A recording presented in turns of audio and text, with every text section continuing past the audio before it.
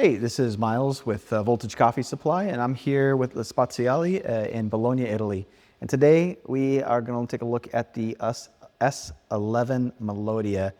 This is a super interesting machine for a lot of reasons. This unit can be wired for 100 in common voltage in a lot of households. So this is really a good unit to be able to put into situations where you don't really have the power for 220 volts, but you want two groups and you want production capacity. And really what's really super unique, if we kind of take a look here, you can actually set the temperature for each group.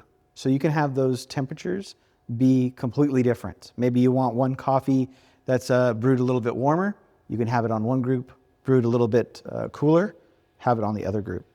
You can have a auto steam, and it can actually be set to really any configuration you want. So you can do lattes, you can do cappuccinos, all with just the press of a button.